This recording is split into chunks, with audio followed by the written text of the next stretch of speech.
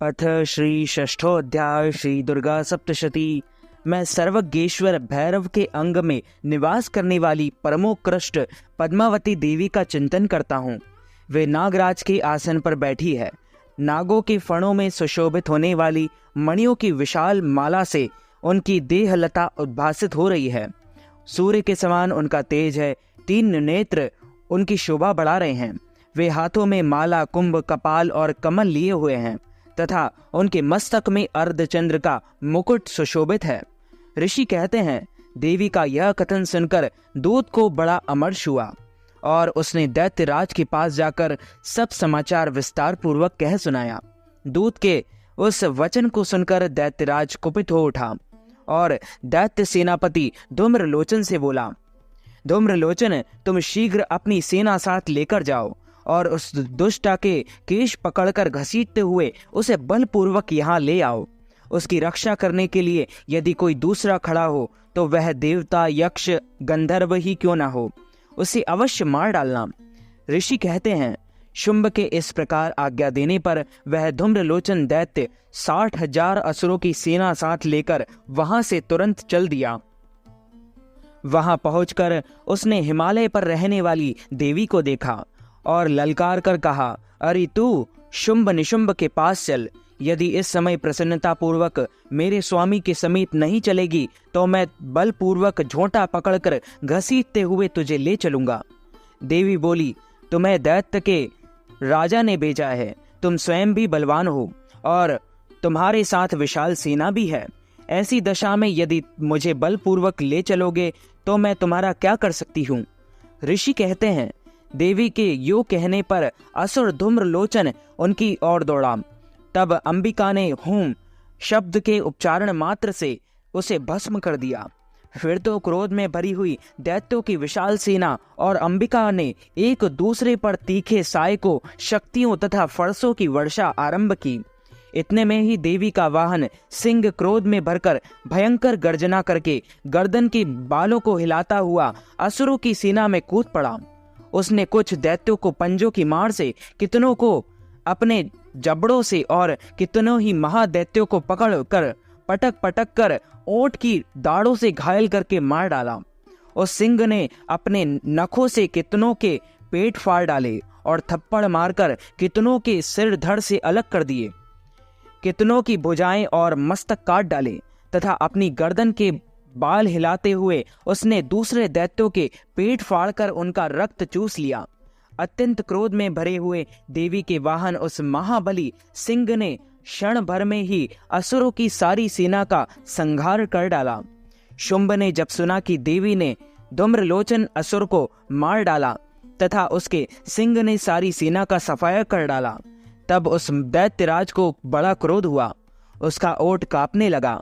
उसने चंड और मुंड नामक 2 महादैत्यों को आज्ञा दी, हे चंड और हे मुंड, तुम लोग बहुत बड़ी सेना लेकर वहां जाओ।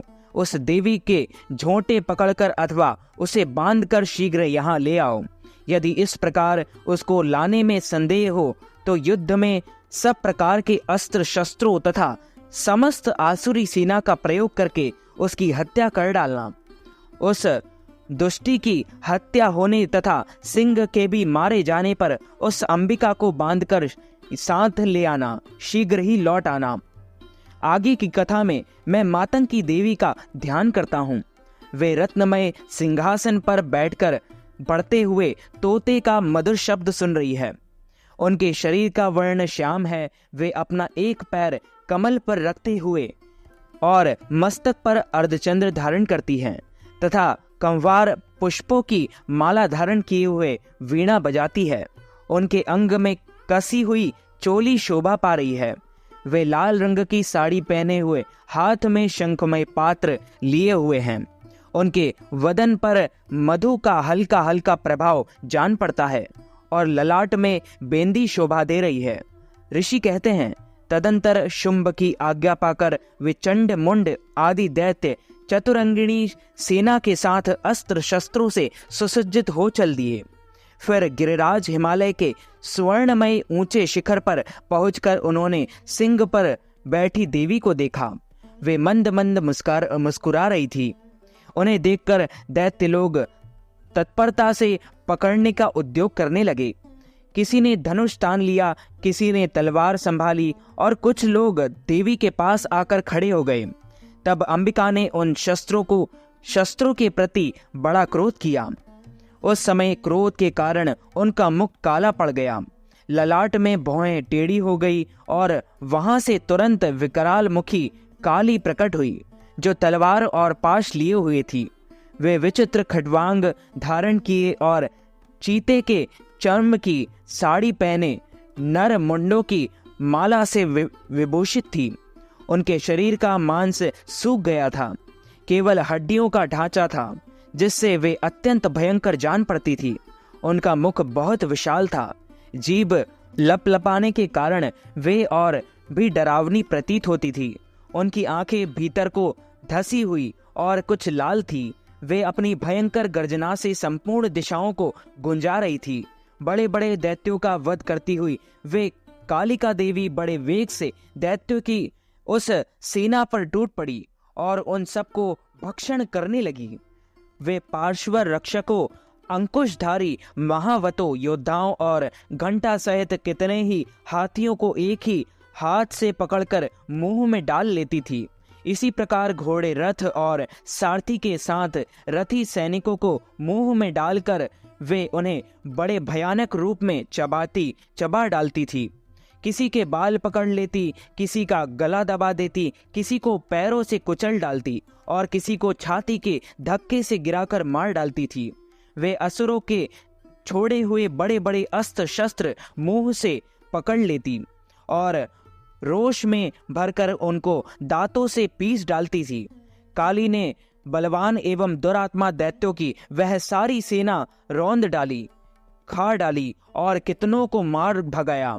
कोई तलवार के घाट उतारे गए, कोई खटवांग से पीटे गए और कितने ही असुर दांतों के अग्रभाग से कुचले जाकर मृत्यु को प्राप्त हो गए।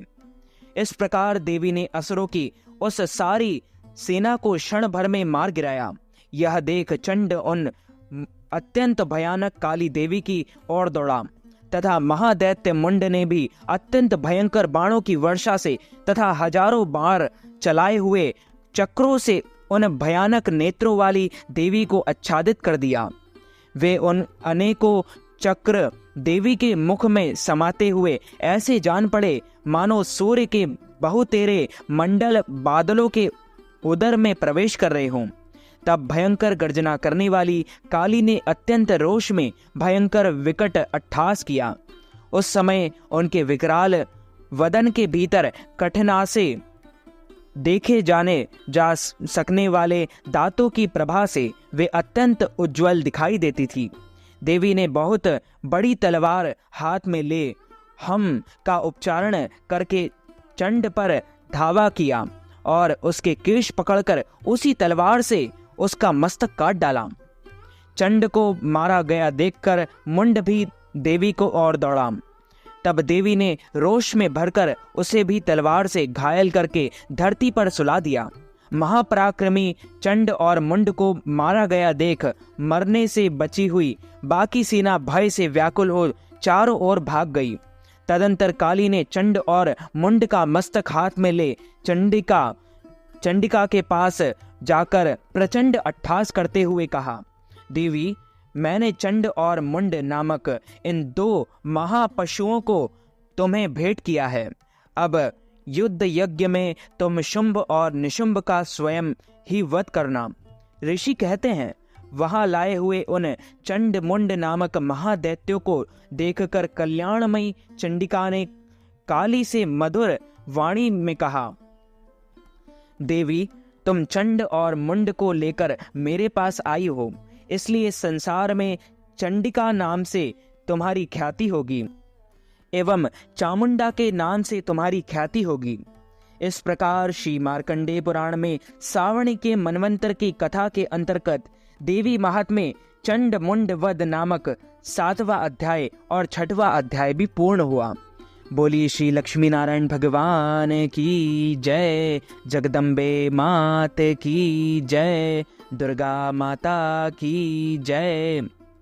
तो मित्रों, हमारे इस ज्ञानवर्धक वीडियो को आप अधिक से अधिक लोगों को शेयर कीजिएगा, लाइक कीजिएगा, कमेंट कीजिएगा, और यदि आपने चैनल को सब्सक्राइब नहीं किया है तो चैनल को सब्सक्राइब करके बेल आइकन को भी ऑन कर लीजिए ऐसे ही नई नई वीडियो देखने के लिए। आप सभी को सादर जय श्री कृष्ण, सादर जय माता दी।